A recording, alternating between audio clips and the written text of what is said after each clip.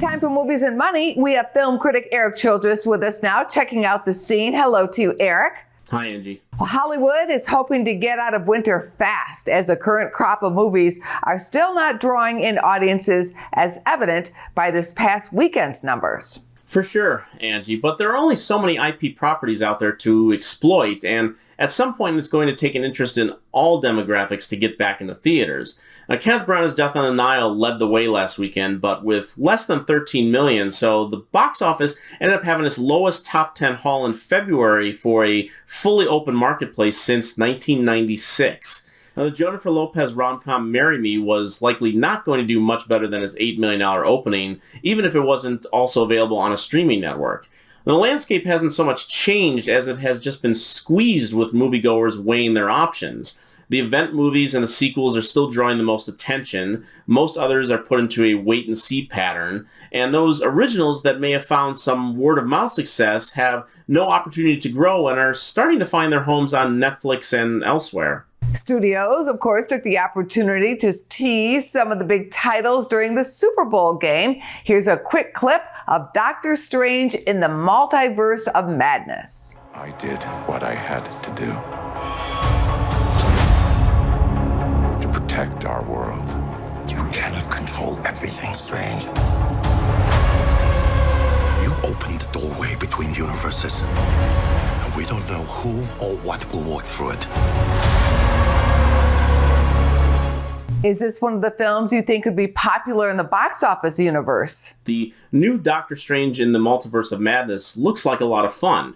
Now, quite simply because it looks different than what we have seen before, it is jumping off from things set up in the latest Spider-Man film as well as the WandaVision Disney Plus series, but also that it comes from Sam Raimi, who has been doing wonderfully crazy and weird back to his Evil Dead series. Now, moving on, I am cautiously optimistic about the new Jurassic World film for bringing the original gang back together and letting the dinosaurs just run wild. But the Universal film that should bring the most hope for everyone is Jordan Peele's new horror film, Nope. Not only because it's a great teaser, but he has become a genre filmmaker that has been bridging gaps in people who normally don't leap at a new horror film. And the key word there is new, original. This may be one of only 2 films not connected to any universe to bring in those big numbers original adult films have been lacking. 2 films are opening up in theaters this weekend, Uncharted and Dog. Well, here's a look at Dog. Sergeant Rodriguez was a legend. Family funeral Sunday outside of Nogales. They want his dog at the funeral. You do this, and you're back in the game. She won't work with anyone. One minute she's good, the next minute she's sending 3 guys to the ER. What's up, dog? And you're gonna go on a little road trip. Easy. What are y'all so scared of? Smell it out big time.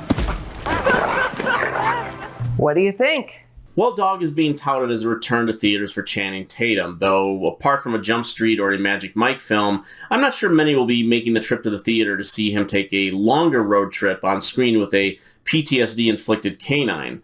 Now, there is hope that gamers and even Spider-Man fans will take the adventure with Tom Holland in Uncharted.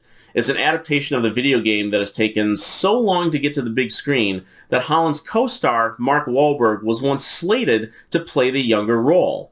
Now, it should still easily take the #1 slot this weekend, and probably next weekend too.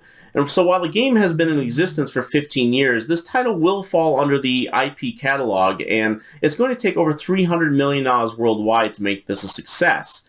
But a hit is a hit these days, and theaters will take them wherever they can get them until the spring begins to thaw things out a bit. Thank you so much, Erik. We'll see you back here next week. Thanks, Angie. Go to businessfirstam.com for where to see our show on TV.